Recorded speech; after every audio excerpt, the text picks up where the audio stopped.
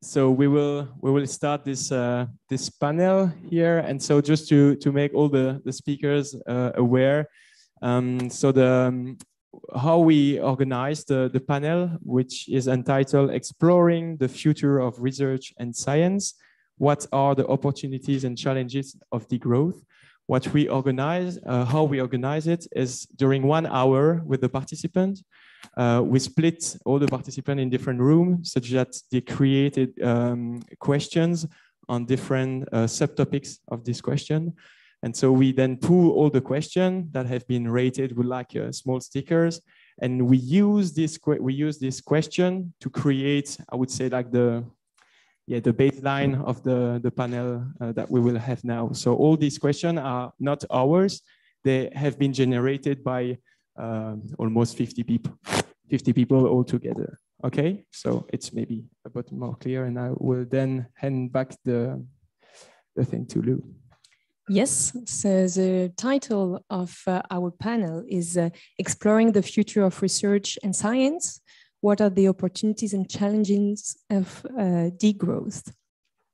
So we will have for this panel 4 persons, 4 speakers and 2 moderators. So Thibaut and I will moderate, but you already know us. So. And we have 2 persons online. I will start with you. So I will start with Timothée Parrique, who you might already know him because he's really active on social networks. So he's a researcher at the School of Economics in Lund University in Sweden. And so he worked from his PhD on degrowth, especially his thesis is political economy of degrowth. But you already had you also created a journal on degrowth recently, so we might speak about that. Also, we have Chen, who is with us from California, so it's really early for him. So Jay is a senior researcher at the International Computer Science Institute in Berkeley, California. So you've been very active in ICT for development and also in limits community, computing within limits. You already participants heard about this community, so join this community. It's really, really nice. And yeah, so then I will switch to people who are on site. I may start with Pauline because you already know her. So she's a PhD student and you all know her subject because thanks to her wonderful presentation of this morning on technodiversity. And we have our final speaker, who is Emmanuel Caillaud, who is full professor at the Conservatoire National des Arts et Métiers, very French name. You made your thesis in mechanical engineering, I think, and then you switched to industrial engineering, and then now you are in social science. In management. Management science, okay. So yeah, he knows a lot about interdisciplinarity, so I guess we'll talk also about that in our panel. But first, let's ask the entrance question. Yeah, starting question. You want to ask it, Thibaut? Or should I? Okay, great. So I would like to ask to all the panelists if you could answer in 2 minutes this question. How would you define your ideal research system? Maybe we can go the way around. So Emmanuel, you can start, then Pauline. Yeah, sorry. It's more of a nice breaking question. So obviously we know 2 minutes, you cannot answer completely this. Yeah, feel free. Yes, I think when you asked me this question, I really the first point I was wondering about is about the evaluation of research. One main difficulty we all face when we want to work on sustainability is that the way research is evaluated is by discipline by discipline. Once you want to work on sustainability, you have to face an interdisciplinary world, which you had to a nice presentation yesterday. But also you have to face the difficulty of evaluation. That's one of the questions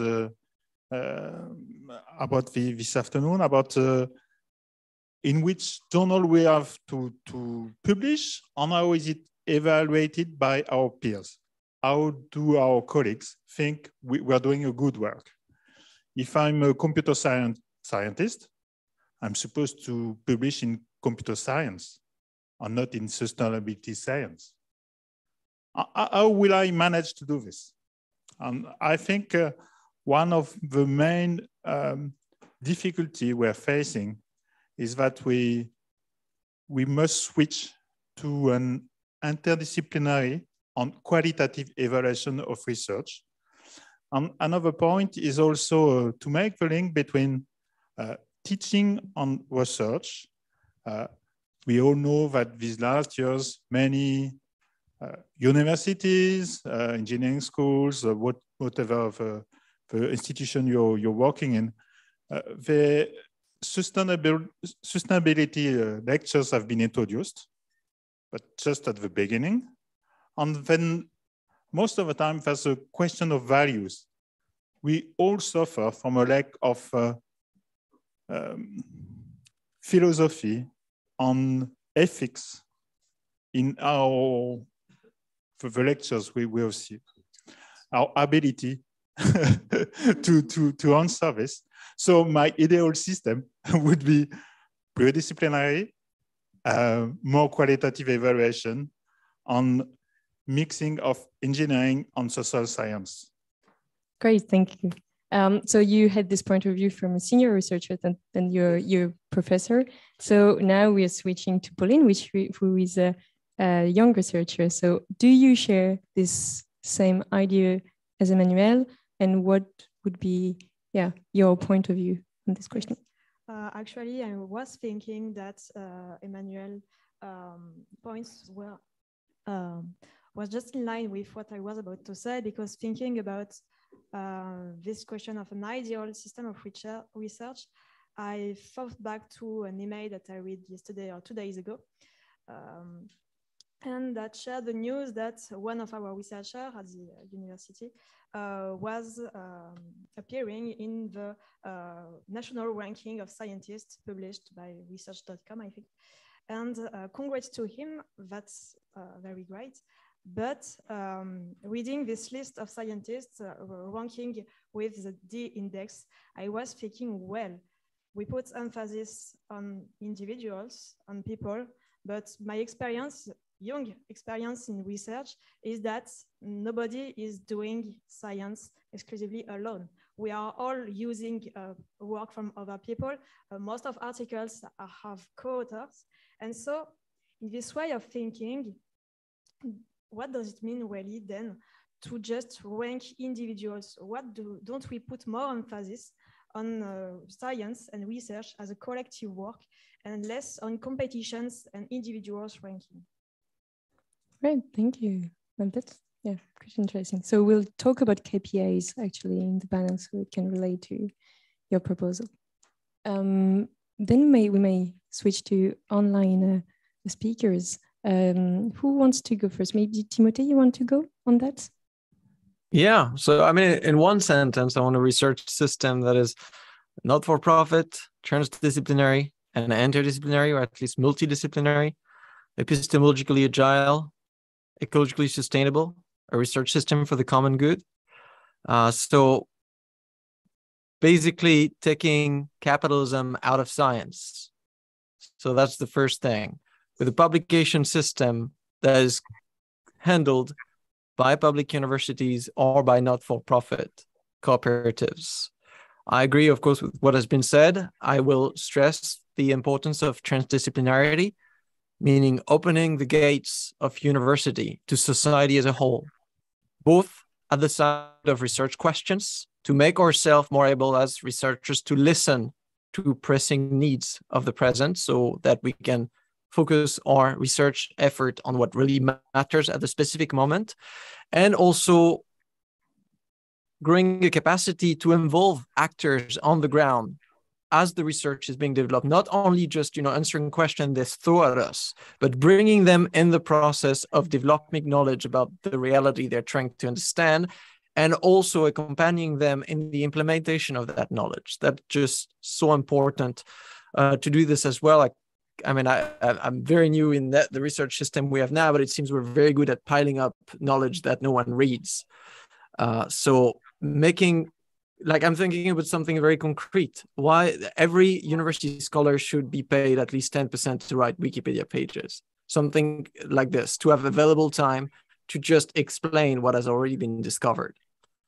So that is my research utopia in less than 2 minutes. Great, thank you for giving so much examples. It's really really nice. So, and also about transdisciplinary and the fact that we need to bring citizens into research. We will talk about that because we have for some questions on the limits of introducing citizens, and also the link between science and citizens. We've seen in the COVID that it can be sometimes science is not really understood sometimes by some citizens. So we'll talk about that. Yeah. So thank you so much. Jay, you the next one. Yeah, thanks for having me. So yeah, I agree with a lot of what's been said. I think you know, you could look at this issue as another one of those rings and sort of ring arrangement of within, you know, the economy or within our system of government or whatever it is. And so you know, there's a macro level view of like what research should be, and there's also like a micro level view of like, as an individual researcher, what should we be doing?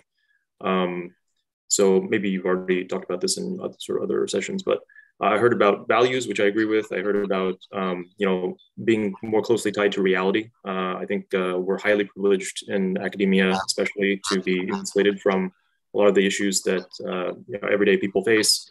And so with that privilege, we should obviously be doing something, but we're also just not really thinking about the things that, you know, people care about or maybe really matter. And so we're disconnected in that way. So I think Timothée brought up a good point about, you know, that, and also I think, you know, making research accessible. I think one of the things that we need to do much better in, and this is related to the idea that we need to be more interdisciplinary and cognizant of various disciplines in our research practice. This idea that we need to do more basically community building and communication. You know, making research open, as Timothée mentioned, and also just you know, sort of from the sort of funding side, having that sort of feedback loop where maybe even funding is decided on by you know, the public. And so, you know, small things like you know, making all we publish research open. I think that's a really simple thing that should be done, or made into law. Basically, I think that, you know, some places already are doing that, and or otherwise are looking at it. I think with regards to the issue of there being just too many papers. I mean, I think one thing that doesn't really get talked about too much when we talk about big issues like sustainability are, you know, at different scales of sustainability. It doesn't. I mean, you could have this vision that we're all very self-sacrificing individuals and we want to do this save the planet thing, but you know, at what cost? And one of the costs could be at the cost of our sort of individual sanity, right? And so I think psychological health is a big issue when we think about, you know, climate anxiety and things like this. And so thinking about things in that perspective, you know, as an individual, we're driving ourselves insane by, you know, writing too many papers and, you know, that people don't read. And so one of the small things we could do is, you know, just say, well, you can publish 2 papers a year, right? And those will be your best papers. Everybody will read less, review less, but they will be very, very good, you know, research outputs. And so there's this, you know, that's obviously tied to metrics and things like this. So this is all very complicated and, you know, interrelated, but I just wanted to throw some ideas out there. Thanks. Thank you. Thank you for talking about this psychological part also. Like, there's this new book on how university destroys young researcher who came up in France, and it was quite interesting to read this book, like challenging to read it. So yeah, Thibaut, I'll let you go on that. Yeah, great. I think that was nice for people to have like a bit of an overview of each speaker. And then what I would like to stress before we start, like really start the panel, is that, as you might have noticed, this is not a debate with like people that have like strongly different, like I would say, mindset or that kind of thing. And that was on purpose.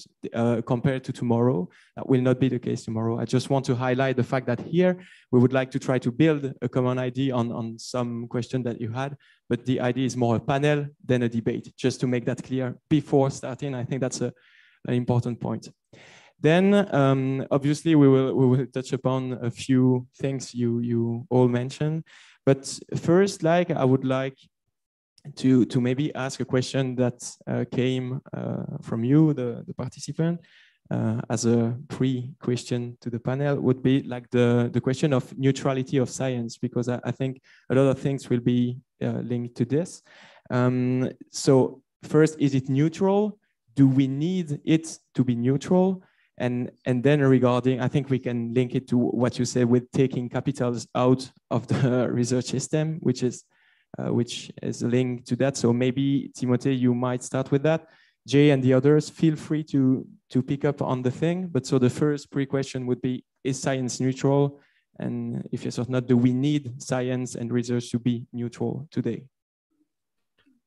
Anyone that would answer to this question, yes, science is neutral, has never taken a basic course in social science. So anyone defending this should be thrown sociology book quite violently, because that would be a very naive take on science. Cannot be neutral, will never be neutral. There's a spectrum of values that permeate every single social activity. Science is not value proof. What makes science special is that we need to devise specific social protocol as to ensure a bit more than average neutrality, because that is necessary to try to reach as objective as possible theories for knowledge to be cumulative. So I think every time I'm hearing people defending the neutrality of science, it's very often to legitimate a kind of science and kind of research that is obviously working in the material interest of specific people and legitimating a system. I mean, I say this from the perspective of being a researcher in ecological economics, so a heterodox school of economics. So I'm always been on the side of like, I'm supposedly the one doing ideological research, whereas like other people that do like pro-capitalist, pro-green growth, research, they're supposedly neutral. So if I've learned anything about like neutrality is usually what the winner of the, what the ideological winner, the hegemonic discourse call itself. They get the luxury of calling themselves neutral, but nothing is. So when I was talking about like kicking capitalism here, was not even like I was not even arguing that somehow because journals are the property and under the management of for-profit corporation, they kind of like choose to favor certain ideas. I'm not sure they do. Actually, from the experience of it, I don't think they do. It's really more like very practical concern. Like they appropriate public, comment, the knowledge or time, and then they resell it to us. So as an economist, I'm just, that's a very expensive way of organizing published research, especially, witnessing the price increases of access to journals.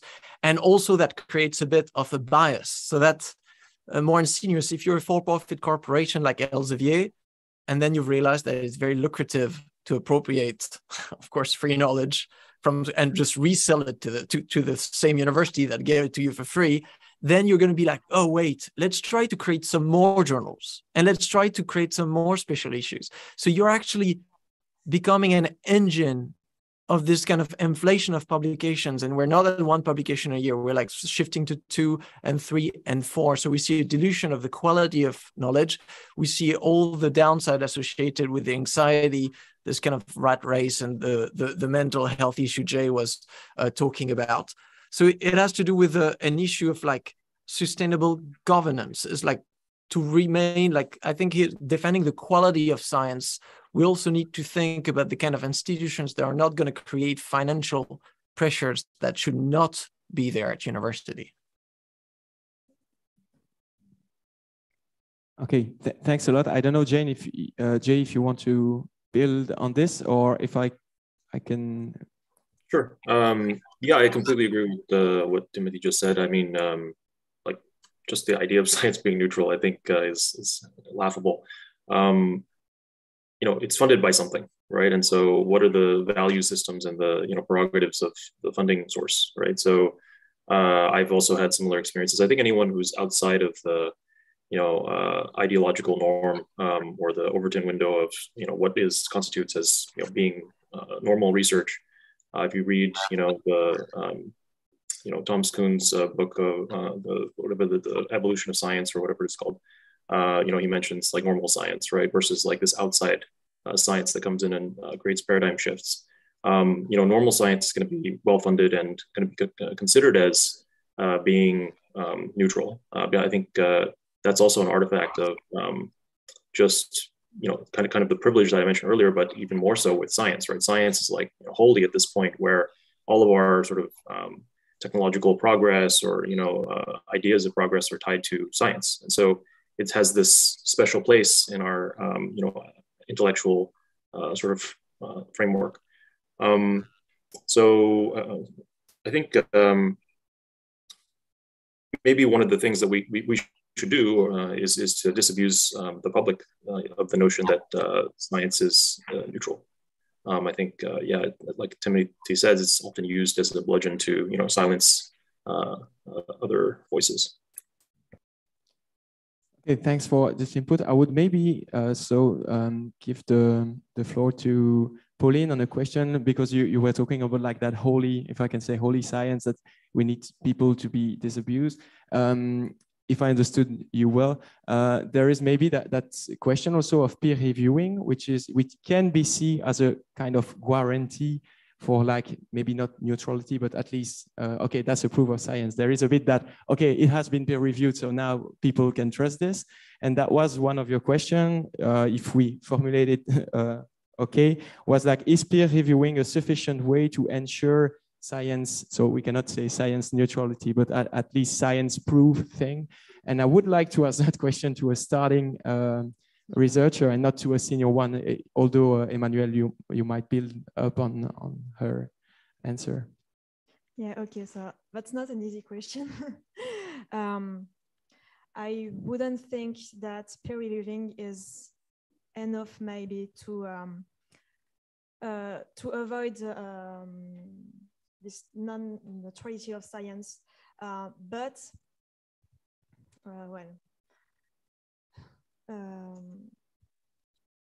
actually, I don't think so, because today I think that this idea that there is a neutrality of science, that yes, that it is accurate, is still very common. And I think maybe like Timothée was saying that in his field he was supposed to do science that was not natural, in contrary to other more classical economics. I think that regarding engineering and technology, we may have the same position with some researchers that would not see the value of progress, or the value of technological progress, and will not be aware of this maybe non-neutrality of their technology, of their research. And so from this point of view, if we consider that this is the dominant one, then peer reviewing, as the reviewer are from this field, and maybe may share this point of view, then it is not enough to guarantee to avoid such biases. But to my mind, one way then to avoid them will be to stress it, and maybe to make part of research to actually make visible this positioning of value. This morning, I achieved in my presentation a literature review with the hypothesis that behind articles that were in engineering fields, system of value can be visible, the seeking for growth, for example, or seeking for progress.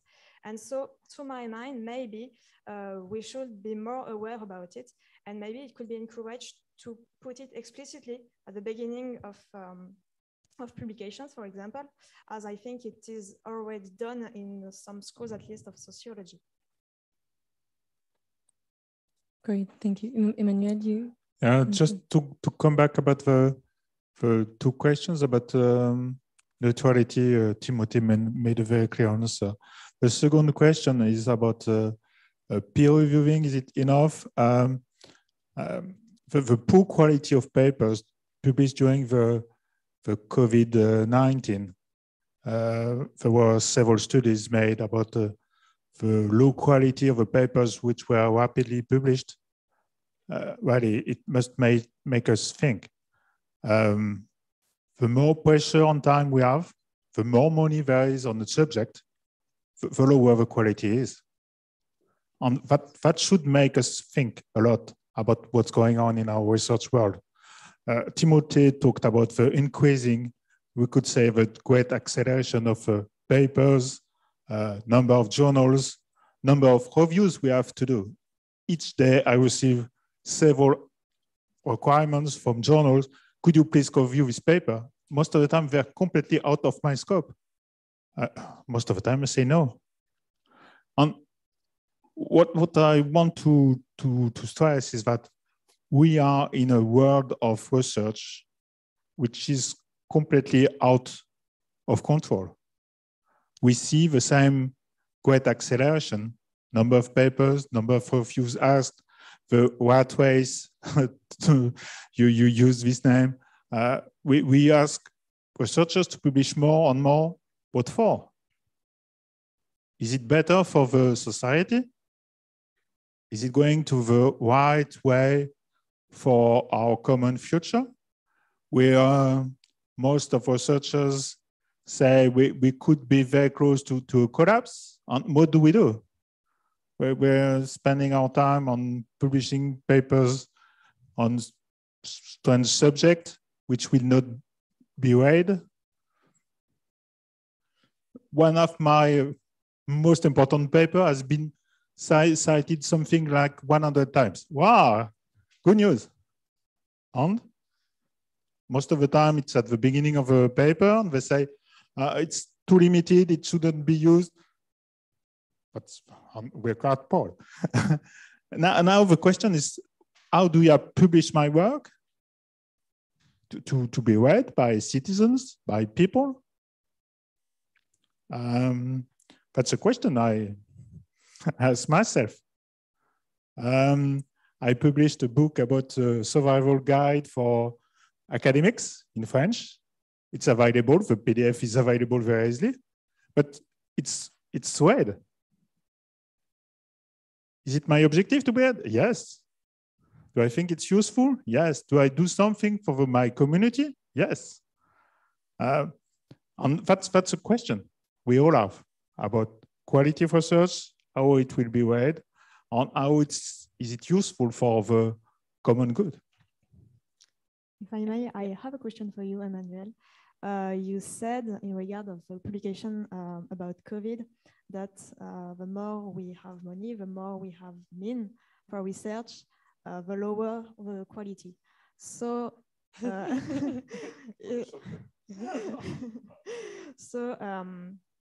to have a good quality of research, the good system will be a research under pressure. And if so, which pressure actually? Because I already think that we are in a system of pressure to publish, or pressure to get funding.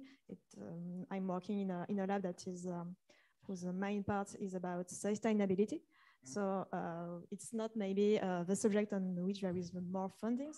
So what's your, maybe fact, you can develop on it. Yes, good. Yes, I made quite a shortcut, but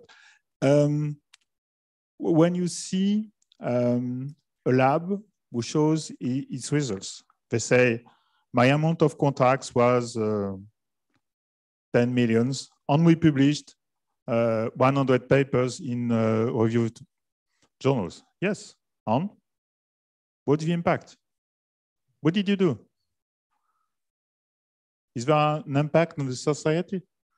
If the fundings come and do not produce anything for the common good, there's no use.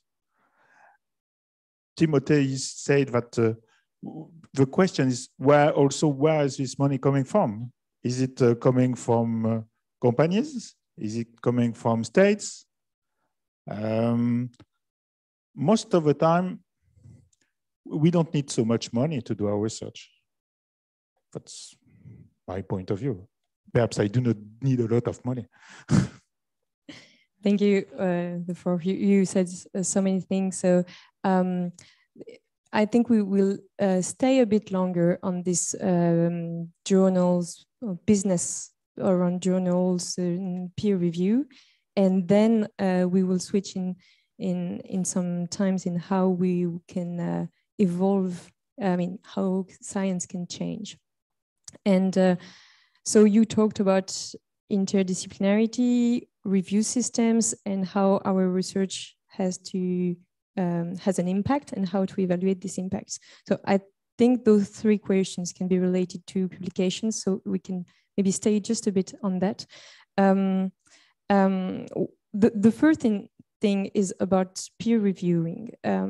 We have different systems of reviews, and I guess you all already published in a conference and you received this comments from first, second, and third reviewer, like, oh, there is a comma missing, and you feel like, okay, the reviewer spent 2 minutes. I spent 3 months writing this, and there is. I want to ask a question to Jay. In limits, it's open, not blind review, non-blind review, and this is the first time I got real reviews. And it was really impressive. So I wanted to ask you if it was on purpose, and I mean, why you started to have this review system at limits. Yeah, that would be my first question. Yeah, of course it was on purpose. I think, I mean, as a more senior academic that has been in sort of various disciplines, the sort of paper publishing process and the review process, these things are often debated topics. Well, and so people when these topics come up, people argue about the pros and cons of this system versus that system. How many reviewers? Computer scientists will try to figure out the optimal number of reviews. That after 5 reviews, you really don't get any more dispersion in terms of differences in reviews, things like this. And so yeah, absolutely intentional. And so this is obviously related as part of this previous discussion, that the review process is a way of basically gatekeeping, right, as well. And so if you want to avoid these sort of funding influences, and you also want to avoid people's biases, which obviously tied to values, and you want to enable sort of ideas that are outside the box, then you need a system of review that allows for these things. And so as formerly younger researcher, it's incredibly frustrating, and and not only frustrating on a personal level, but also just as a field, it's inhibiting of the system to reject new ideas, and that may not be perfect, but they're very much needed, or very interesting and different.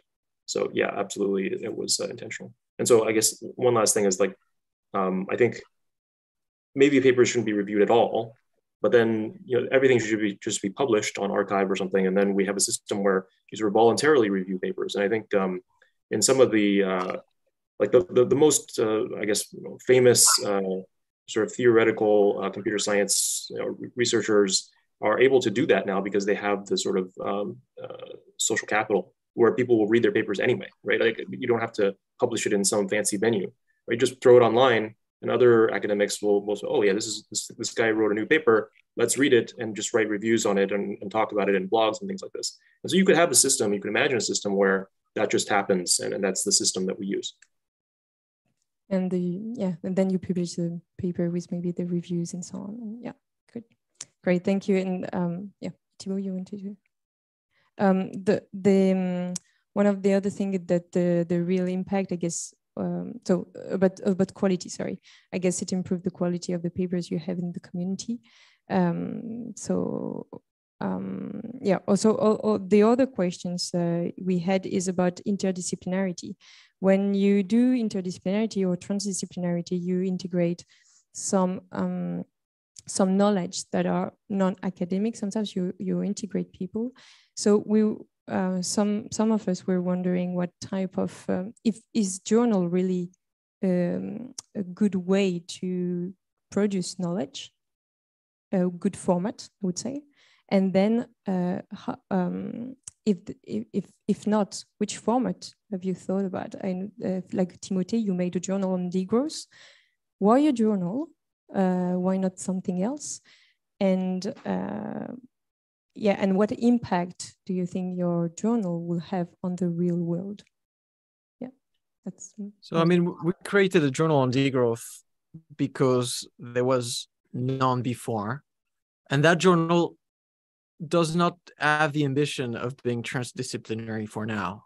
So now this is just a very normal journal, just because there was just none. So there were just literally some papers being written that were just rejected on the basis that they were using the term degrowth and regardless of their academic quality, which was a bit of a discrimination. So we thought it would be nice to have this. And also that connects to, we cannot solve the peer reviewing problem if we don't look at the publication problem. The problem is that we publish too much. We publish too much, and every single thing that comes out of our pens and keyboards, we try to shove into a peer-reviewed journal, even though most of these contributions should never see a peer-reviewed journal. So, for example, now we often impose paper-based PhD thesis format to PhD students. So they end up, of course, it's good for the department because that means a PhD, instead of writing a monograph, then is going to produce 4 publications. Usually that first paper is going to be a literature review of some kind, something that should never be published. It's something you write for yourself. It can be part of your monograph. Actually, most of them, they should be published on Wikipedia. They should go and improving Wikipedia pages, this kind of stuff. So I think if we manage to declutter peer-reviewed journals, to keep that peer-reviewing attention and resources for really the cutting-edge stuff.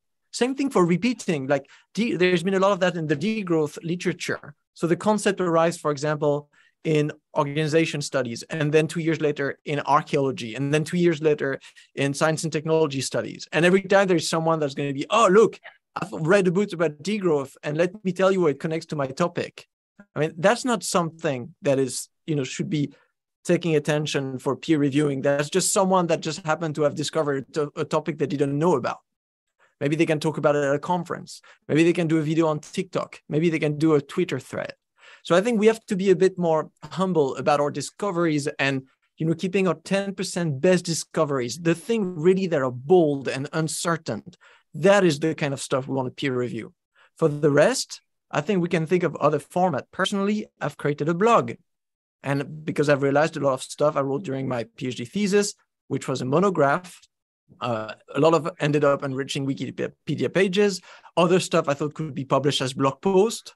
Same thing. I don't think it needs to be peer reviewed because it's just mostly, reviews of my own experience of reading like stuff about degrowth. A lot of stuff are published and peer reviewed, but I think they're just clutter things. So something else we published at Degrowth Journal is thesis summaries. So there's a lot of master theses being published on degrowth, increasingly a lot. And I mean, supervisor of master students now, they tell them, okay, try to publish your thesis as an article because it's good for your career if you get into a PhD academic career that's already one publication. So we end up with these very low quality articles about just someone that just happened to have done a case study, and because that's the only case study of that ends up being a publishable thing, even though nothing has been discovered. So here, like, what if in journals there was a category which is just a thesis summary with a little format, a 4-pager where you can summarize what you've discovered in your master's, that is still being published in the Degrowth Journal, just like a research article. It's just a different category, just like we differentiate from comments and perspective and book reviews. So it still can be referenced, but it doesn't have, it has a different peer review system. Within the journal, we don't give as much resources. There's not like this complicated 2-3 reviewer blind review system. It can be reviewed by a peer editor, can be reviewed by a PhD student that is now working on the same topic that person wrote a master's student. So it's also a good experience of easing PhD students into doing reviews by reviewing things that are a bit easier to review. So a master thesis is easier to review than just something cutting edge. because that's also the situation. If you're a PhD student and you happen to publish your first paper, which is a broad literature review that should have not been published in one journal, then you're going to be harassed by that journal to review a whole kind of papers that you don't have the analytical power and knowledge to review. And so you're going to feel like, your ego is going to be boosted and you're going to do it, but then your review is not going to be good. So again, that's a misallocation of precious resources. Thank you for the point on all of this, which is which we can see. I would say like a criticism of the current system, and I think that's kind of what we have been doing for the first part of this panel. You wanted to? No. Okay. I think that was. We can come back to this if we would like, but we wanted to at some point shift to a question which is more like where should we heading to if it has to change, and so you've been talking about like the business model of journals with the fact that we are publishing too much, that there are too many papers and that stuff. And if we take a wider look, not just on academia, there is that question, should we go, do we need to degrow or to go for post-growth? So also, what does it mean? What's the definition of that? First, so there comes the question, should science and research degrow or go for post-growth as well? So you've been discussing just now, we did a journal about degrowth, which is different from the question, should we degrow and go for this in research itself? I don't know if Pauline or Emmanuel, you would like to start with that, and obviously Jay and Timothée, if you would like to pick up, feel free to do it. Yes, so on this question, I'm keeping in mind one interview of, I won't remember the name, I'm sorry, but of one researcher that worked at the label 1.5. So it's now 5.0, I don't know. 1.5, yeah, I was right, sorry. Well, so it's an organization that I think maybe, well, they are thinking about this question of degrowing science, of quantifying the environmental impact of science, for example. And he put this question in regard to the question of academic freedom. And he was saying that this academic freedom already has limits due to the sources of our funding, due to the society in which we are, and so on. And so then he places the question of degrowing science as well a question of redefinition of academic science, so that now we may have to think about this academic freedom in the framework of the planetary boundaries. Emmanuel, you want to? Yes, yes, I think you were talking about Labo 1.5, which is a GDR, Groupe de Recherche du CNRS. So it's a kind of laboratory where everyone can join. And the first time that the CNRS is interested in really in a global approach about climate change globally, and trying to evaluate the impacts of laboratories on the environment, but mostly buildings, on the traveling costs, on the impacts of the traveling and of the researchers. But we also have to pay attention to the research methods we are using. We were talking about, yes, there are quite a lot of people today in this room, but these last 2 years we didn't travel that much, and now we all pay attention to limit our travels. We travel less, we take less the plane, we travel by train, we make more precise decision about where I will go, where I will not go. I come to this conference, but this year, no other conference in other countries, zero. I used to travel. I'm an old researcher, which means that a few years ago, I used to travel all over the world to participate to conferences. I wouldn't do this anymore. But on this, I would like to say that I think that's a good point from a senior researcher. But what for young researcher? I mean, you have maybe your network and building the thing. And so if the question is, should we degrow the whole thing? Like, what about Pauline? What about other young researchers? Should we travel less, not attend? It's also about how you discuss about your research. So yes, yeah, open question. I think, yeah, that's a very good question. Of course, I'm old. Yeah, sorry, it was not. No, old, I'm a senior. I mean, yes, I understand, but I don't take it easy. Yes, but that's true that we all learned how to interact more with others online. That's true that once you already met someone, it's very easy now to meet him online or not physically. The question for me, that's true. That's for me, it's quite easy because I have my network all over the world. And I think I will really make a strong limit to all my travels to conferences, that's sure. I will even limit my participation to conferences, in France, to many things, to projects. Yes, of course, I will make now just a few projects. That's my choice. Work less, we would say. Perhaps there's a big movement about slow science, which means taking more time to work and not to publish partial results, but to wait for very good results which deserve to be published. But that's easy for me. I am a senior, as you say. I have already a few papers published. I have a good CV. So it's quite easy for me to say so. That's true. And I would say how to scale this to, if as it is a system that is working like this, how to scale this to the system. And there is also that question, like, if we have to degrow the thing, should we abandon some things we are researching on, like, I don't know, fundamental research? That's open question, obviously, but that's maybe something we would like to have your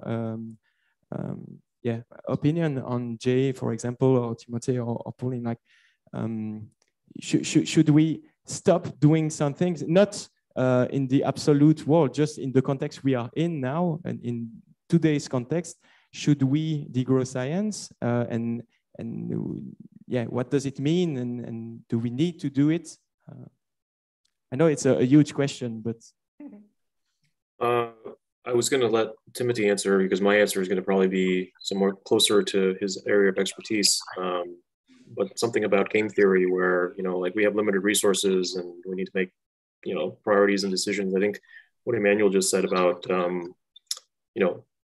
everything anybody says has to be taken with a grain of salt, right? Like our perspective and our positionality as a more senior person, I completely agree that, there are imperatives as a young researcher to get out there and meet people and network and all that stuff. I would just want to add that, one opportunity maybe that exists, I think what, the introduction for Timothée mentioned that he is, on social media a lot. And, I think that's the opportunity for younger researchers to communicate. And this goes with what Emmanuel was saying about, the online sphere. And so in a world where we, generally travel less, that could be a way to do more networking, actually. So I don't think we've taken really full advantage of that. Definitely. So first, there's something I don't think it makes sense to talk of either growing science or degrowing science. Degrowth is a macroeconomic phenomenon that you observe at the level of an entire economy, just like economic growth is. It's the observed result of an aggregation of actions taken by consumers, by governments, by local municipality, by companies, some of them deciding to stop producing, some of them producing differently, some of them producing something else, some of them producing more. So what we can do is apply the values that are attached to degrowth, anti-capitalism, anti-consumerism, self-determination, conviviality, low-tech, all these kind of stuff to degrowth, to science as a social sphere. So that means, for example, in the spirit of degrowth, where production should aim at satisfying concrete needs, then we should not have for-profit private corporations in science. Period. So science would be better organized as in the spirit of a universal basic service with universal access, financed via taxation, with no, priced access. So these kind of stuff. So you have this political economy implication. When I think the better way of addressing that question is looking at what we're doing and how is what we're doing monopolizing certain resources, and can we do less of these stuff? Can we slow down our pace of life as research while improving the kind of science we do? And I think here there's a lot of what the IPCC would call double dividend gains. There are too many conferences. And when you go to a conference, not a conference, it's a paper fair. People come and they will just advertise the paper they've just written. I'm like, thank you, I've got eyes, so I can actually read it. Conferences that used to be a place where you go for networking to find a research team have been made completely unnecessary by a research network. So we could use a global, research Tinder that would work very much. That would actually be much more inclusive, because people going to conferences is a privilege, it's expensive. So I would rather prefer this. And then we could also say, when we meet at a conference, it should be forbidden to present anything that has been published.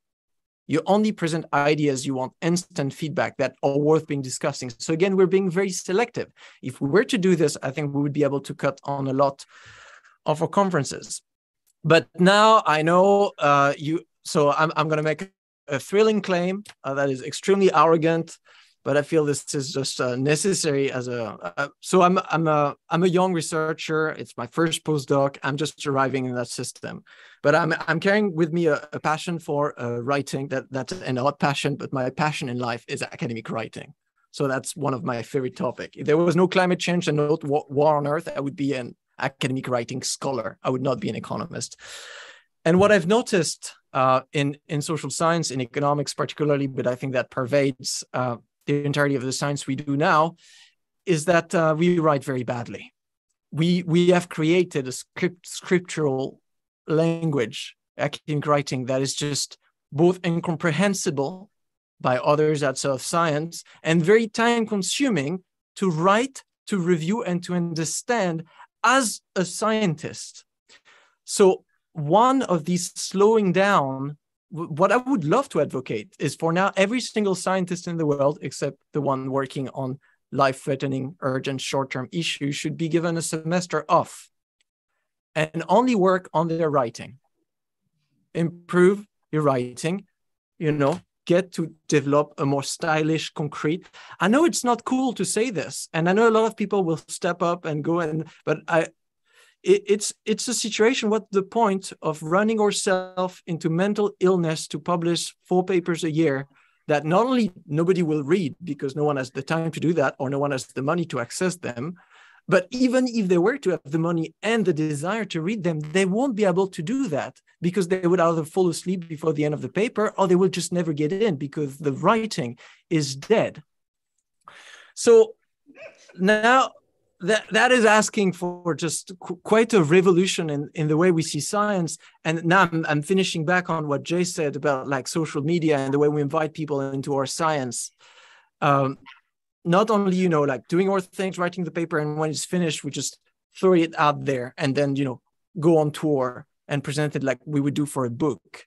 But I like this idea of organic blogging and also like social media interaction where you're writing a paper and you're sharing like the first draft on TikTok and having like a live on Twitch where you can just explore and show like the kind of uncertainty, and people, non-scientists, read it and they're like, what the hell are you talking about here? You're like, okay, maybe I need to adapt the jargon. So that's a whole culture to be invented where we can actually get people interested into participating in science because they're interested in the topic. And I think that can be very nourishing for us in the sense of adapting our writing to the people we communicate science to, without being too dogmatic about how academic writing should be. Academic writing is changing. It's changing because writing in general is changing. That's not a bad thing, but it does mean we need to be a bit more careful as to listen what kind of science people can and want to read. Yeah, so I think it's also kind of related to what you mentioned with like, is our journal still a relevant format to communicate the output? So it echoes that. You want to add something? And the just it makes me thinking about something that, like, for example, in arts, you have only 10 publications, and then it takes 2-3 months to review one output, one proposal of some authors. So it's really slow because it's other formats, it's like videos and so on, and there's some type of knowledge that you cannot describe through papers, through writing, even if I really understand and agree with what Timothée said, but just from the perspective of other disciplines, sometimes it's not even possible to write because it doesn't make sense to have this kind of output. So videos and so on that you proposed, Jay, Timothée, is also quite relevant. Yeah, I think Emmanuel, you wanted to add? Yes, just one thing. I think the things are slowly changing. As a senior, I'm regularly an expert for the evaluation of research units or universities or engineering school. A few years ago, we used to count each papers, how many papers are published, what is the average number of researchers, and we made nice ratios. That was 10 years ago. This year, for the evaluations, do you publish? Yes, so it's okay. End of this criteria. Which means we didn't pay so much attention to the number of papers. Do the researchers publish? Yes, they do. It's okay. You're doing your job. What is the impact now of your research? On which subject you work? Is there an impact on the society? Is there an impact to the place where you're working? If you're a university in the countryside, you have the impact where you are or not. And the things I think are changing little by little. But really, I'm quite positive. I really think that the pressure on how do you publish 4 papers a year, 10 papers, 20, everyone knows if you publish 100 papers a year, it doesn't mean anything. And there are some researchers who publish 100 papers a year. We all know that it means nothing. The other point said by Timothée, I had a position where I had to explain to people from having to make policy decisions what's in this paper. Well, it takes hours on hours to explain someone who haven't read the paper what's in the paper. They don't know what is a peer review paper. They don't know what is a conference, what is a preprint. They don't know anything, our politicians. When you have to explain them what it is, wow. On COVID-19, it was completely crazy. On that, about politicians and so on, we had a question from participants saying how to reorient research. So yeah, how to do other things than to change the system of high impact journals, and how to reorient research into sustainable goals. Who decide for these criteria, and to which extent should we involve citizens? That were their questions. I don't know who wants to go on that. Feel free to, yeah. Pauline is smiling, but no. Okay, Timothée, yeah. I can jump in because I've got the privilege of having quite a large Twitter community, and I found out when I'm thinking of, what do I want to write about? You could have a little survey. Like, I'm thinking about like these 5 or 6 ideas, and then people can vote what they think, what your community is the most interesting. Just an example, but imagine if instead, because, well, grant application has turned into some form of modern witchcraft, which is just takes years to learn, and then you manage to just get found on obscure research project. How nicer would it be that every single researcher at university constantly keep a list of potential research project they could do? And somehow we have this meta list with all the discipline that exists, with all the case studies, with every single ideas that's on there. And we're trying to find a democratic way, referendum, consensus style, I don't know, where people somehow can go and be like, this should be bumped up. I'm not saying this is a perfect system and we should just, everything that doesn't get any vote is rejected, because then we may lose on, blue sky research and very just important stuff. I'm saying that we could use a bit more of that, especially in moments where there's an emergency. So right now, I'm an economist, I'm an ecological economist. So as you imagine, I've got plenty of work on my plate. But they are urgent. There are questions that are more urgent than others. And that degree of urgency is difficult to decide. Governments are not the best at deciding. Companies are not the best at deciding. So we might need to find new ways of organizing this.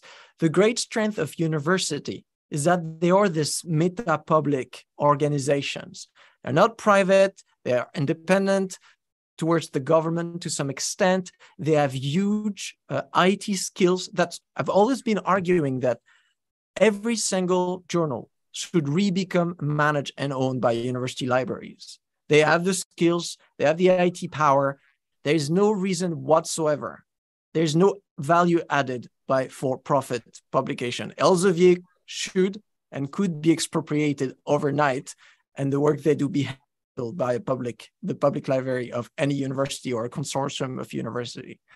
So now we need to think about university building meta network like this with system, with the smart apps and stuff that allow people to somehow vote.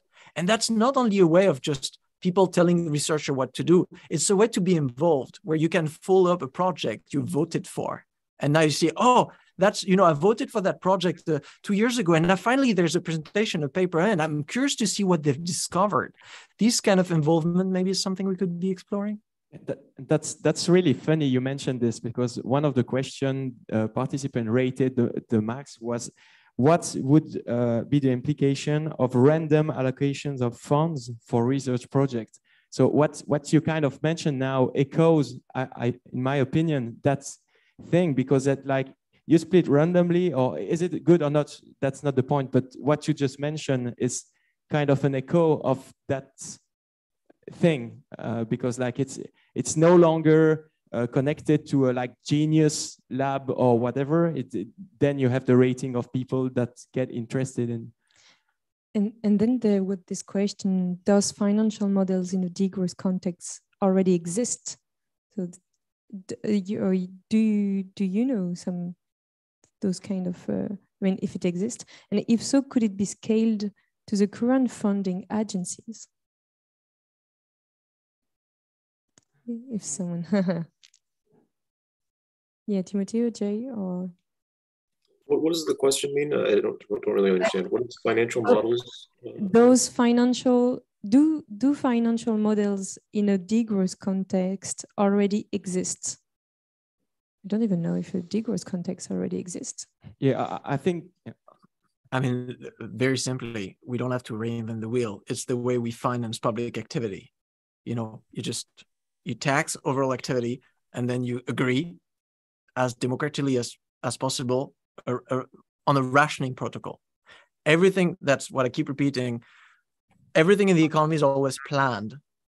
So for example, organ donations, well, that's something scarce, blah, blah, blah. We finance, all the doctors working on this through taxation. And then we have a protocol of allocation to make sure that, well, if you're sick and you're a kid and you have priority access to other people that are older or whatever.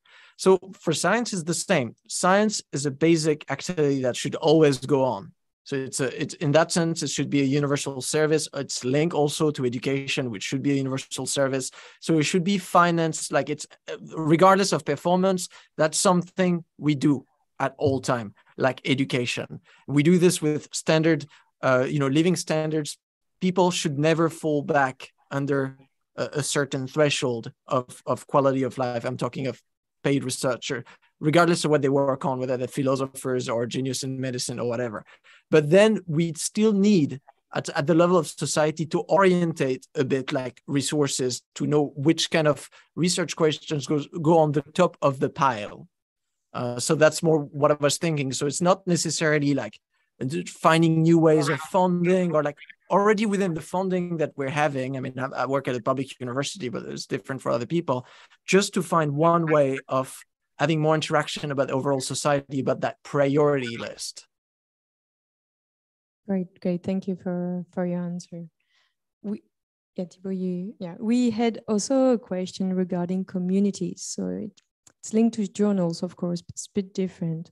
The question is it desirable to have geographically localized research in small communities, and how to ensure that this is sustainable globally? So maybe Jay, you have an opinion on that, or someone else if you don't. I mean, my opinion is yes. I think, it goes in line with the travel issue, right? If you can meet locally, I mean, that's wonderful. We have the technology to bridge local hubs, which we're doing basically right now. My hub is a hub of one, but still, we can do it. Yeah. But then how do you ensure this is too sustainable globally, and how do you ensure the knowledge transfer from one small community to another? I think that was the point of the participants. Yeah, I mean, we're doing knowledge transfer right now. It's a system where this is a system where we get what we put in, like garbage in, garbage out, or you put in something with your values and you get something out that matches your values, hopefully.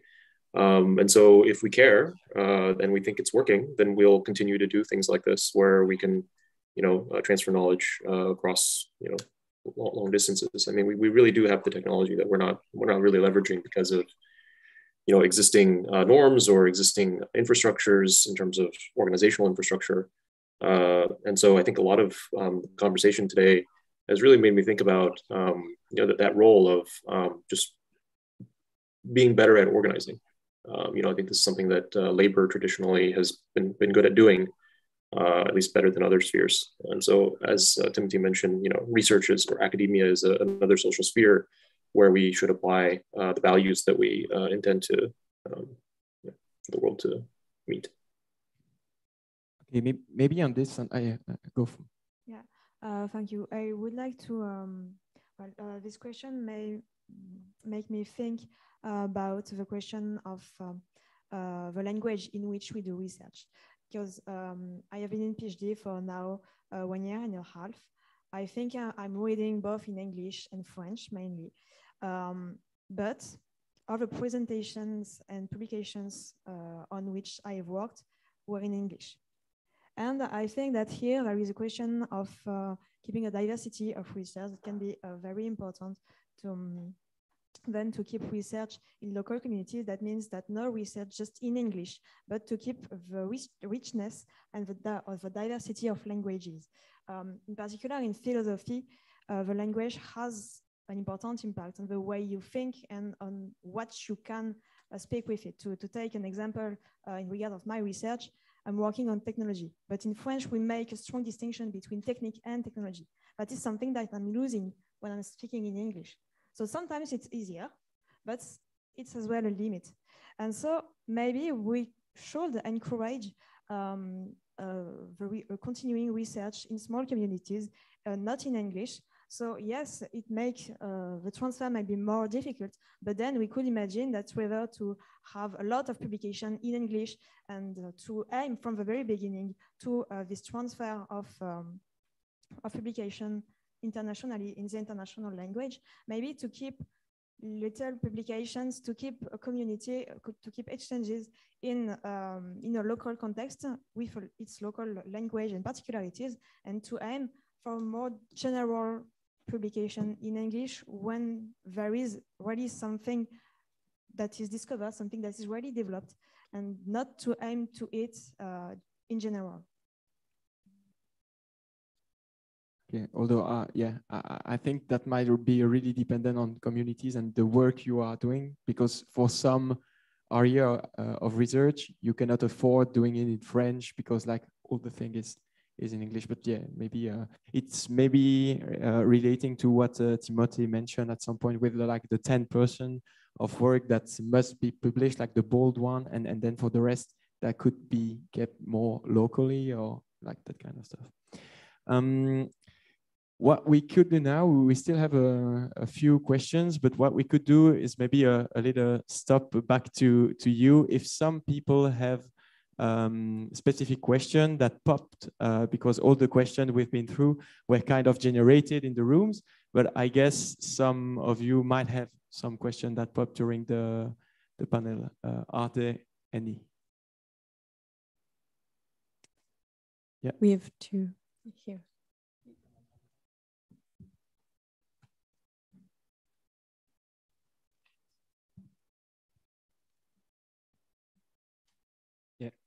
Thank you very much for these exchanges. About this last topic of solving actual issues and having a link with society, in addition to the social media interactions, and in order to go out of our social media spheres, perhaps, do you have any experience or do you know any project of citizen science? Or this morning there were the examples of citizen of science shops about degrowth, because I found it's a quite difficult subject to introduce in real life, basically with people locally. I don't know if my question is quite clear. Yeah, I can give one example of a study that has been done with a colleague here in Sweden, and that we're using the current project. So it has to do with when you're talking about degrowth, again, as a macroeconomic phenomenon, it means that somehow you will have to decide what goods and services you want to produce and consume less of. And so you have to prioritize again. And it's very difficult to do that sitting in an armchair as a theoretical economist. So what they've been doing that study is to organize, to go in different cities of Sweden, organize this focus groups of randomly selected citizens, and ask them, what do you need to live a happy life? So building this kind of reference budget. So you ask them exactly, and they tell you, well, I need this house, how many kilometers should I be able to travel, and food. And then after, you try to estimate the price, and that's how you kind of like have a minimum threshold of consumption. And then you can start to explore scenario based on that. And so in doing this, it's you don't only come as an anthropologist and just like, okay, fill a survey, and then we use this as a kind of like minimum reference budget. And it's like they're all the way at different stage. Then we look at this budget, we go and calculate for example, ecological footprint necessary for this lifestyle. We come back to them and tell them, okay, your lifestyle, that what you've defined as this kind of like sufficient lifestyle, it's over the IPCC carbon threshold. It's over by 32%. If you were to decrease it by 32%, what would you cut? And then we give them, okay, your mobility is that footprint. Your food is that footprint, disaggregated by all the things they said in the list. What you would be willing to sacrifice. And then we have another thing. And then we do different scenarios, like prospective style, and ask them, what. So I feel like this is what should be happening at the level of a country. This is not only for science. Now we're doing this to learn a bit better about like degrowth scenario, but we should be doing this citizen convention style in every high-income country that needs to urgently reduce their footprint. There should be like a community centers that fill in with people that just have this discussion, to lead to a protocol of rationing, just like we have rationing of organs, now we need to have rationing of carbon. And so we need this priority list. And I think social scientists that have been used to work with this kind of techniques can accompany. So then here it's strange, because when you look at it like this, you're like, is that research? Because of course the result of that can lead to a publication and we learn something as social scientists. Or is that politics? Because on the other hand, also it's a necessary program to actually shrink and pass on certain legislation to lead to the suppression of certain goods and services, hopefully the one that has been, with the highest footprint, the highest carbon footprint and the lowest well-being footprint as evaluated by these focus groups. So it's strange because we're doing both something that is politics and science. Yeah, so we have, can you just raise your hand so that we see a little bit? So, okay, there are 3 questions left or 4. So we will try to do a question and then keep like not too long. And then we will have one last one or 2. And so we slowly reaching the end of the So thank you for all the interaction. My question is about the research, funding and review. So we say that you said that there was maybe too many publications and too bad quality. Do you think that the main driver should be for small localized action at our level of research? So our decision to publish less, or more the most urgent driver is to change the way we evaluate research? And what is the most efficient one to go the quickest, as quickly as possible toward a sustainable direction? I can chime in on that once Pauline's done. No, go on, Jay. Yeah, you Jay, can go. It's fine, yeah. Yeah, I think I mean this is in line. Like all of these are interrelated issues, and so this is in line with I think what was said earlier about different advice if you're at a different stage in your career, and touches on sort of I guess game theory or something, where if you're a senior researcher, you have a huge amount of power relative to a starting PhD student, and it's a spectrum. And I would advise like all junior PhD students to publish as much as they can. Keep doing what you need to do to get to a point where you have more and more power basically in the system that we're all in. I don't think that this notion that we just need to start from the top down and organize some kind of systemic change is the only way to go. I think we need to do things on all levels, right? Not just leaders doing things, but also grassroots efforts to try to change the system. And so, for more senior people, the more privilege you have, it's like the Spider-Man quote, right? With great power comes great responsibility. Those people should be pushed by the junior researchers, by the community that we're building to change the system, right? And it shouldn't be incumbent on people with very little power in the system to try to drive that kind of change. I think that's unfair, and it's an extreme amount of pressure for younger, junior faculty, or at that point, you as junior faculty, you have obviously more privilege and also less privilege, but so it's a personal decision as well, right? Like how much are you tolerant to risk, right? I know that when I was a junior faculty, I didn't give a shit about tenure, but as the tenure deadline came up, somehow like my psychology was slightly influenced, and it did matter a little bit more, like how much I was putting out there. And so hate to put it in too many references, but this is a bit of a heart of darkness issue where as you work in the system, you are corrupted by the system, right? And so as you're a junior researcher, you're we need to change things. But then as you build in more and more incentives to support the system that you have more power in, like that naturally changes your prerogatives. I mean, it's a very corrupting thing as life is. And so, that's what I meant earlier by, you have to take this advice with a grain of salt. I don't recommend any junior faculty to just, I'm not going to publish anymore because, degrowth. That's not going to help your career, right? So you need to, build up something so that you have that basic framework to work from. So I just really wanted to emphasize that. I don't want to give the wrong impression that, we should I'll just not write anything. I mean, if the system supports that, like, some economists don't write any papers before they publish. Like, okay, that's great. That system is already working in that way. But in other systems where, maximum publication, like you just have to do it. Yeah.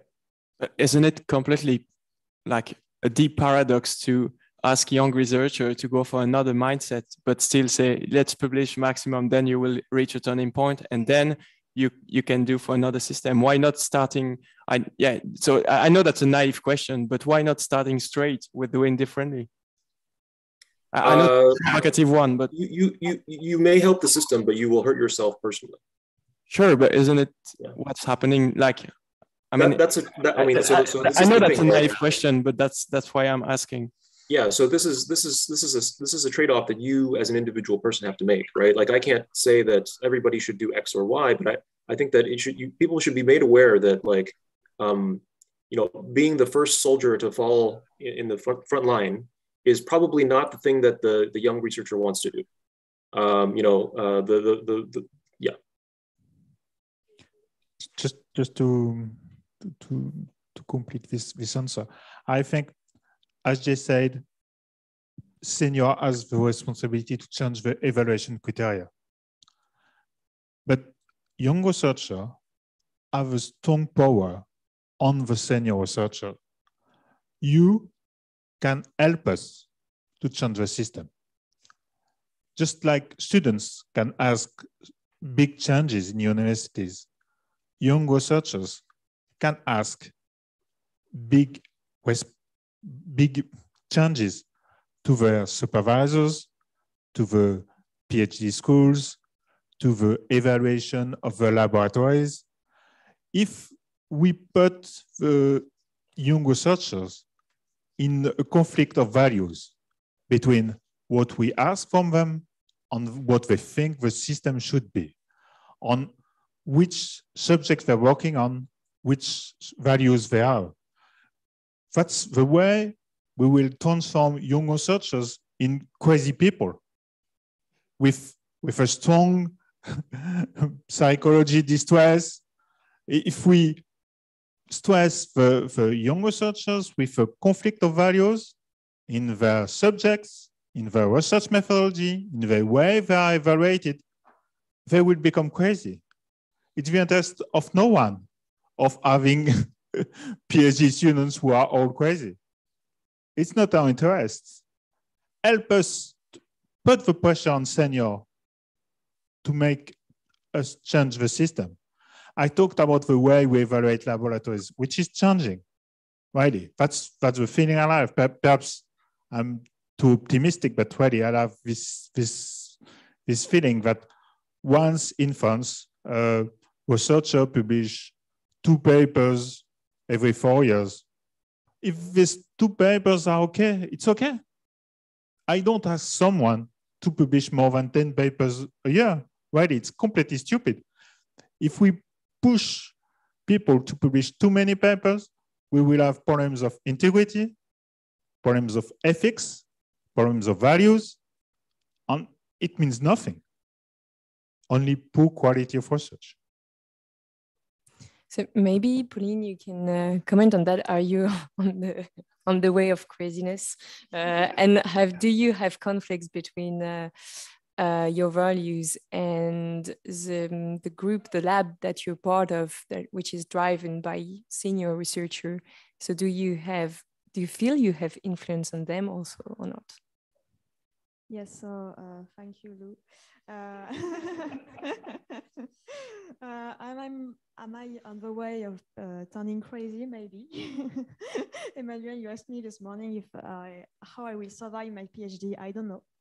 And in reaction to both your question or both your answers to the questions,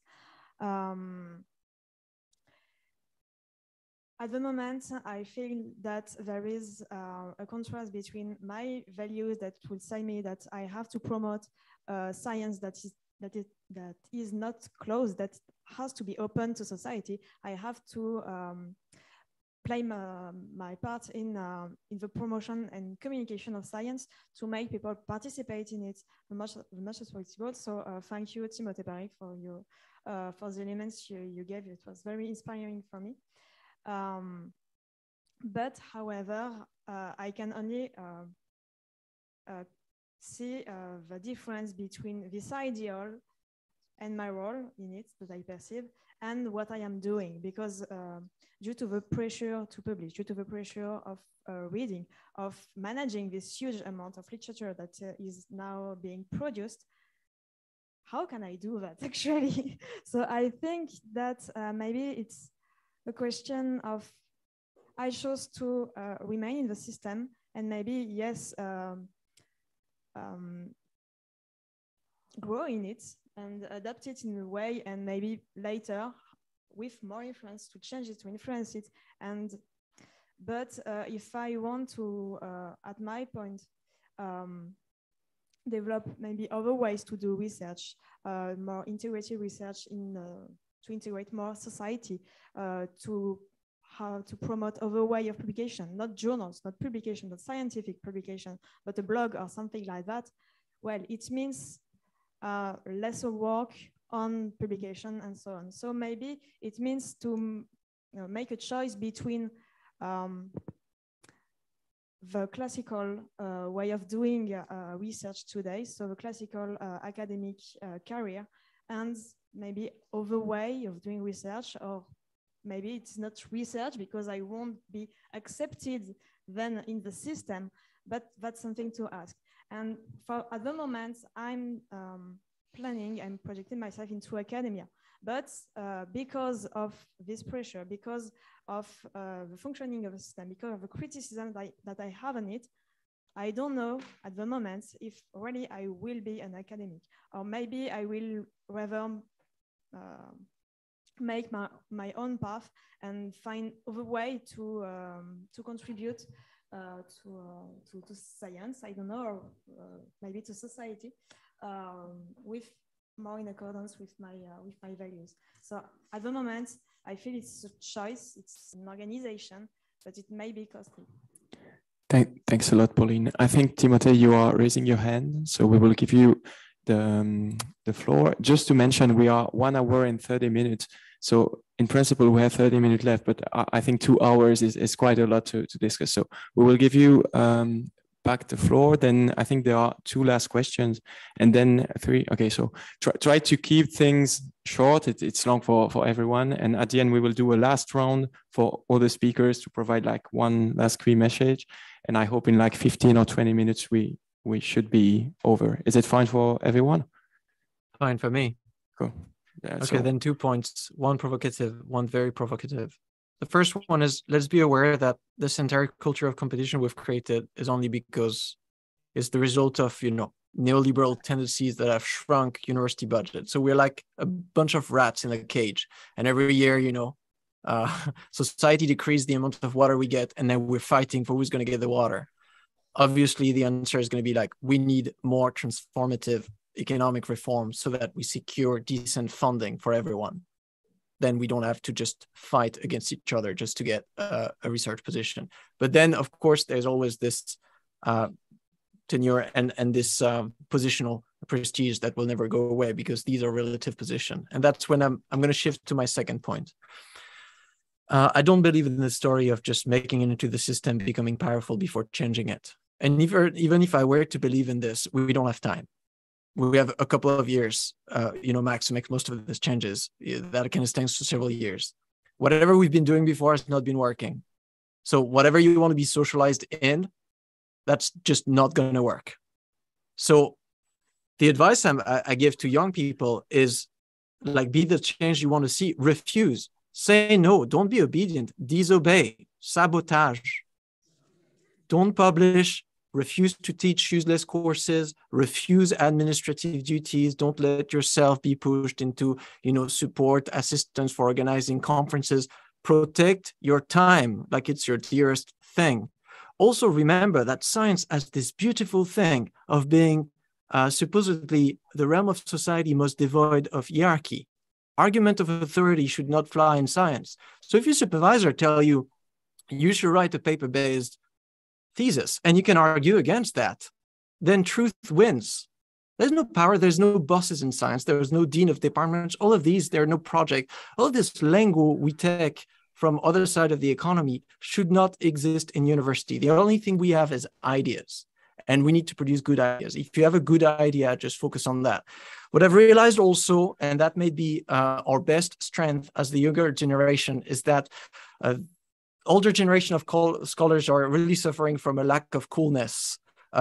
This is not an insult to you guys, you're pretty cool, but I'm just in general, like now things are changing, and the old vision of the academics, you know, publishing in peer-reviewed journals, staying at university, teaching, you know, in a very top-down, in tweed jacket, is not appealing anymore to people. So I think, and I feel like many PhD students I'm interacting with, and when I teach academic writing, they don't even like to behave like this. They want to be like with the community. They want to write in a more fluid version. And so I feel like embracing this kind of like creating your own vibe as a 21st century scholar, you might get the people behind you, the people on social media that will give you some resonance. I'm speaking from my own experience. You know, I write stuff on my blog, get translated. My thing was translated this morning in Korean by some volunteers, getting translated in other languages because some people find value into this. So I feel like right now, again, like in the spirit of revolutionary transition, we stop what we're doing. We create a moment of suspension where every single rule from the past should be treated with suspicion. It's a moment of critical thinking, and that's a great thing because that's what we do as scientists. This is our main skill. So let's apply this to our own system. If we cannot do this, I have no hope we will change anything in society if us, the most privileged, most highly educated scholars, are letting ourselves, you know, be appropriated and dominated by a few for-profit corporations, and we don't even find a way to fight back. I have no hope for us. So please prove me wrong. Yeah, that's a very positive message. I guess as the slightly more senior person, I'm slightly more cynical. I think to me, it's a matter of being just aware of the choices that we're making and understanding what the values that we have and the values that we want things, you know, the system to have, and also the consequences of those decisions for not just the system, but also as individuals. I guess, you know, there are different mentalities of how to, you know, attack or approach the problem of, are you a reformer at heart or are you a revolutionary at heart, right? Do you think the system can be saved, or do you think that we should just, you know, go off and all quit and, you know, have a revolution? And I think for the latter, I'm sort of hesitant on that one because I think of the casualties for especially younger people there. I don't particularly think that the system that we have is especially broken, more than anything else that's especially broken. But at the same time, you know, tearing it all down is not always a recipe for success either. And I think that, again, it's the positionality of these comments, like, who is we, right? What is science, right? It's, you know, at the end of the day, we're individuals and we're, you know, all part of this larger thing. And when we say we should do something, I don't think that means that, you know, again, the first year PhD student should be staging a revolution.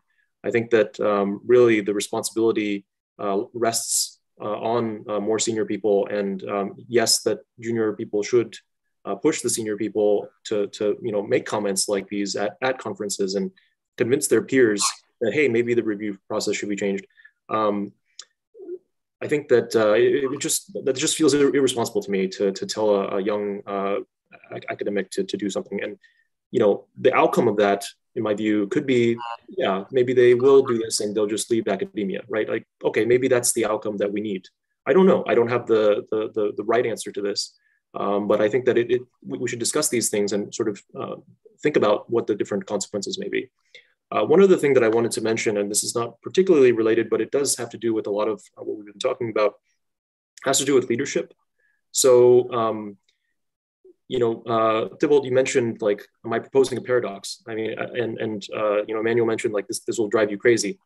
I think that having a meta perspective, right? You just have to take a step back and have this broader perspective of these are the things that are going on, will help you not become crazy, right? If you're in it and you're thinking, oh, I have to do this, I have to do that.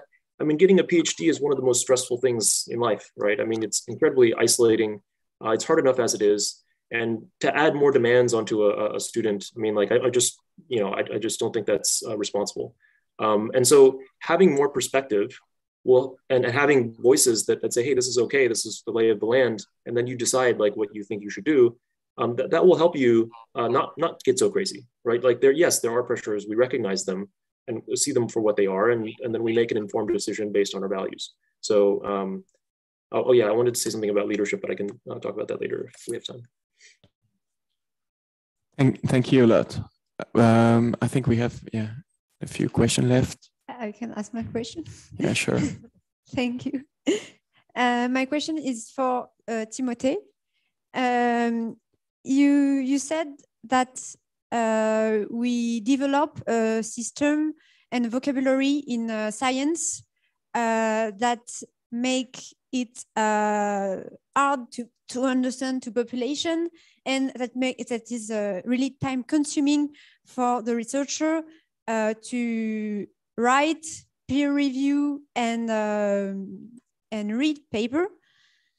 But I don't know how it is in economics, but in computer science, what I do, it is really hard to understand the ideas of other people, to understand the research of people, even if the field and the area is really close.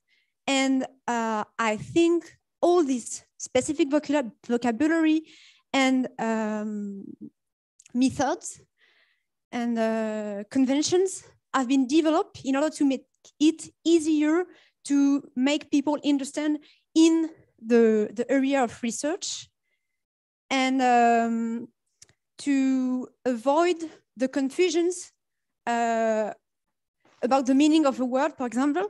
And this is also related with what Pauline was saying about the language. And I want to ask to you, how do you face this problem of understanding real technical facts, really technical knowledge, ideas between people without this really hard structure? Well, I don't think anything is more complicated to understand than a black hole. And if you read Stephen Hawking, you understand it very fine. Why? Because Stephen Hawking is a wonderful writer. He writes in a concrete, stylish manner. Instead of using abstract jargon, he explains the things, using example, using just comparisons. So I don't think computer science or economics or sociology or anything in philosophy is actually just so difficult to understand that we need to just quote it in very complex jargon. There is something we use in economics, it's called a counterproductivity threshold. So, of course, a bit of jargon is useful because it saves us time and it makes us gain in precision. That's great. But too much, when you pass that threshold and where actually you need to use jargon just in order to look like you're writing like an economist, to belong to that community, that's where you've gone over the threshold. And whatever jargon you're using, if you're not able to explain what it means in a concrete sentence, you should not be using it. I tell this to my students very often. They use concept. I'm like, if you cannot not use that concept, don't use it. It means you don't understand it. Okay. And that has to do with, three books, Stephen Picot's Sense of Writing, Ellen Sword's Stylish Academic Writing, Deirdre McCloskey, Economical Writing. 3 good books to really get into what I mean by rendering academic writing more concrete. This is not just obscure, esoteric philosophy. This is concrete tips, about just being more parsimonious, about your choice of references, using syntax to indicate the degree of uncertainty towards an argument, and most importantly, activating your language. So language needs to be active. We often write in a passive sense, and then we pepper with a lot of concept. I think this is just not necessary. This is just bad writing. And the fact that in every single discipline, and there are many books that study academic writing, in every single discipline, including computer science, you always have some writers that are well respected for their prose because they write in a clear manner. When you write, it's both precise, it's rigorous, it's clear, and sometimes it's even beautiful. The fact that we have this in every single discipline shows that it is possible, regardless, even if you're a mathematician. Okay, so I'm thinking we should be looking at these people and we should be reflecting on I'm working with this with my PhD students.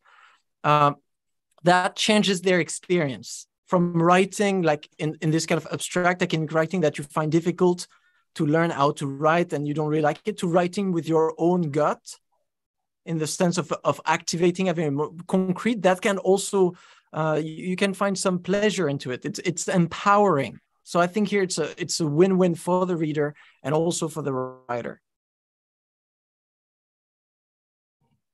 Thank you. Okay, thank you. Thank you. Can I just see the hands, because I'm not sure we'll do all questions. So one there, one there. Okay, it's two left. Great. Three. Okay. Okay, my question is a bit philosophical. Maybe we can keep only one person answering it so we don't go into a big other debate. We talked a lot about applicative research and research for really like urgent matters, and also a bit about science neutrality. My question would be, what is your opinion on the necessity of fundamental research whose future applications are impossible to predict? So most of the people who do it because they are convinced that the comprehension of the universe is something desirable. However, fundamental research is funded not for the beauty of science, but rather by industries or states, because they believe it will be the route for innovation, which will yield to economic profits. So in a post-growth world, is there still room for fundamental research, or should we focus only on applicative research, which use like existing technology blocks? And whoever feels inspired can answer this question. Yeah, we can maybe give this question to Emmanuel. I lost. I think that if we come back to science and research, the output is knowledge. It's not development. So what is fundamental research? What is applied research? If very applied research would be development of products, technologies. I used to be an engineer. Really, I'm not able to make the difference between fundamental and applied research if we talk about research and not development. And the question is, what knowledge will be necessary post-collapse in 2, 5, 10, 20 years? What knowledge? What technology? Really, at this point, I don't know. I tried to make the literature review 2 weeks ago. Collapse, resilience, technology. Wow. I was depressed after 3 hours and nearly nothing. The question for me is, what technology, what computer science technology will be necessary, useful when we will have no energy this winter? I don't know. Is there any research on this? Well, I didn't find many things. Yeah, Pauline, you want to react, and then we will switch to another question. Yes, on this question, I just finished a book that is entitled "What is technology?" It is in French, so I don't know if you speak French. Yes, so Qu'est-ce que la technologie? By Dominique Reynaud, and he's actually arguing with, while giving example that there cannot be applied science without fundamental science. That because even if if sometimes it is far-reaching, if sometimes the application, the consequences, the use of the results of the discovery of fundamental research are so far, may come so long after the discovery. Without them, there is no application that is possible.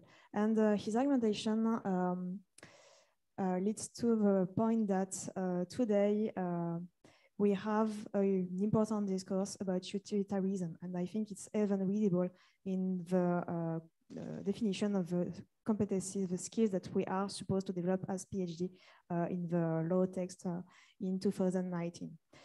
And his analysis is that such discourses were already present under the Second Empire in France, but that it had an end. At the time, science left this utilitarist position, And I think that in a post-growth perspective, the proeminence of such utilitarianism is not guaranteed. I'm not thinking that it will have so much importance. Maybe we could value other things. And so in this end, see science, yes, just as producing knowledge, as giving us knowledge.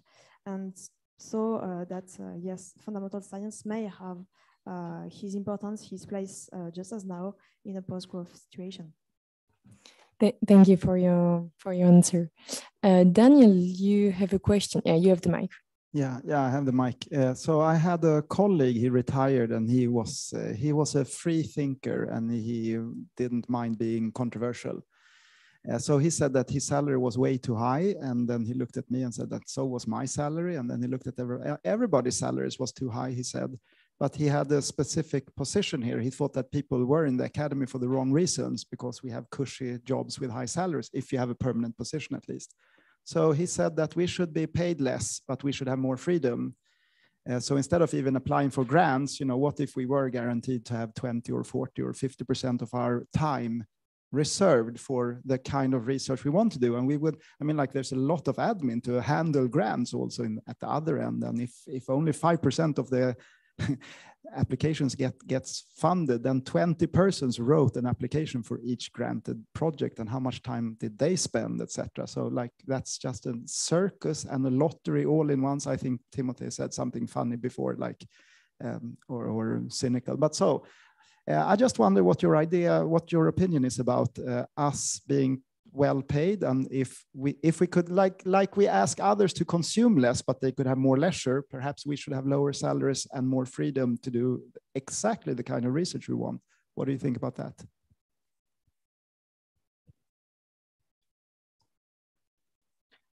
I'll jump here and say that I really like the idea, but we should be aware that there's a wide divergence of wages.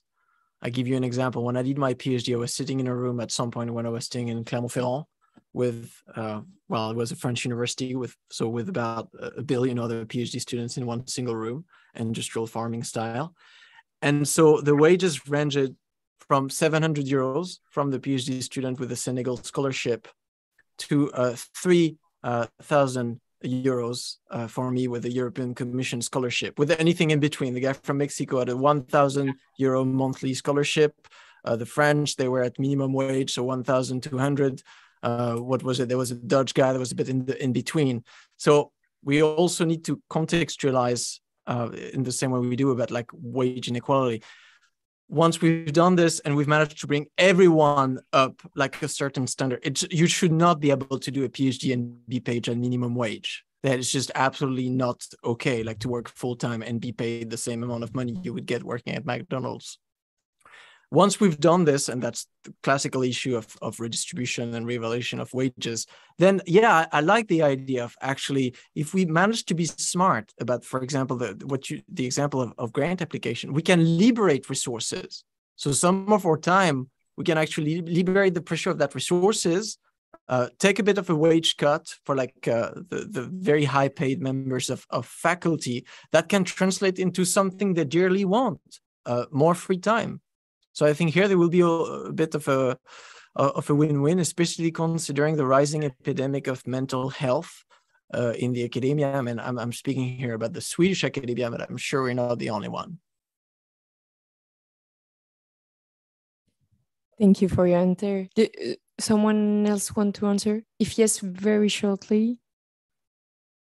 Yeah, no. Yeah, so we can jump to the next and last question of Margot. Yeah. Right. Thank you for this very interesting panel. I just wanted to jump back to one thing that has been said about peer review, and then somebody suggested, I think it was Timothée, let's just publish without peer review, and then let the review be let other scientists react also through papers. I think was something like that was said, and I'm a little worried about how nowadays already science is sometimes discredited, or results are turned deformed and fake news is created. And I think we have seen a lot of that during the COVID epidemics. It has increased a tendency that was already existing. And of course, there's a lot to say about the peer review, but what if you take that away? How do you avoid that literally anyone can write anything with like a badge of I'm a scientist, I know what I say, and that citizens who do not have enough knowledge to know like this is a good hypothesis, this is a bad hypothesis, this result makes sense, this result does not make sense. How do you avoid it? And everything which is so-called scientifically stated is used for making bad messages or messages that go in the direction of what some citizens or some fake news creators would like it to go. I don't know if my question is clear. Very nice last question. Thank you. Who wants to have a try on it? I'll take a stab at it. I'm not going to be able to solve this problem, but I think this is, again, a lot of the threads that we've been talking about, the perspectives that we have, and the questions that we ask are fairly binary in expectation, right? Should we do this or should we do that? And, reform versus revolution or whatever it may be.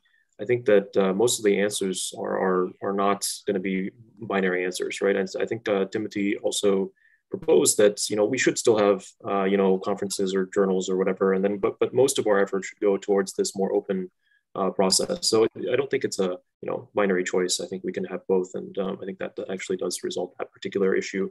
With regards to misinformation, I mean that's a huge issue that we're going to have to face. We are facing down the road, and that I have ideas about it, but probably not enough time to talk about it here. But there is no sort of silver bullet, and the fact that technology allows basically, a simple attack on our information system and our understanding of reality is a serious problem. Where, much like our economy or I'll just say economy is decoupled from the environment, our digital infrastructure or digital identities is decoupled from our real world identities, and so there's no real way to enforce any kind of checking on that, provenance of information or who's saying what. So that's a real issue. Thank you for your answer, Jerry. It's nearly the end of the panel, but it's been already 2 hours.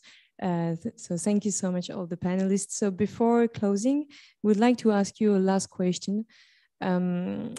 This question, so please answer maybe in 30 seconds. It was supposed to be 2 minutes, but we are running out of time. The question would be the take-home messages. If you would have, we've been through the panel with very sometimes global messages, high-level messages, and then very practical examples. So thank you for all that. I really wanted to say that to you, the 4 of you. So if you wanted to give 1, 2 ideas or 2 elements for the participants who are here, what would it be? And maybe we can start with you, Pauline. Oh no, okay, it's too hard. Emmanuel is like, yes, me. just to help Pauline. Yeah, like yeah. Intergenerational. I think the last word would be really have fun in doing research. Have fun, which means that take pleasure on the subject you're working on. Take pleasure on the way you're working on your subject. Find other people to talk to, citizens, colleagues, whoever they are, other professors. Share your point of view. Share your ideas. Do not hesitate to communicate on when you have ideas, but also when you're sad and you need help, because we all need help sometimes in our PhDs. And really have fun. So thank you, Emmanuel, because I will give your line. Actually, for me, this last year was rather hard as a PhD student, because I really like research. I really have fun in my subjects, but I do not like sometimes the environment in which I'm doing research. I do not like this this academic system with his actual rules and his pressure. So my aim for the year to come is whether to give some more place, to guarantee some more place for this fun, and to not let these troubles and troubling environments make affects the fun and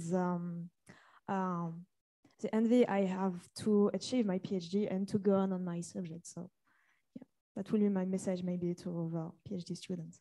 Thank you, Pauline. Yeah. Maybe Timothée, you want to go next? A message of self-determination. If you're an academic now, there's a high chance you will end up depressed and unhappy anyway. So I think take your shot at just disrespecting the rules you don't like. I fully agree on what is fun, find what your gut feeling is telling you, and don't be too serious about, you know, the authority given by the system. All of that can really be revolutionized in a snap of the fingers the day we would really mobilize to do so. So retain your critical thinking and defend your autonomy. Great, thank you. Jay.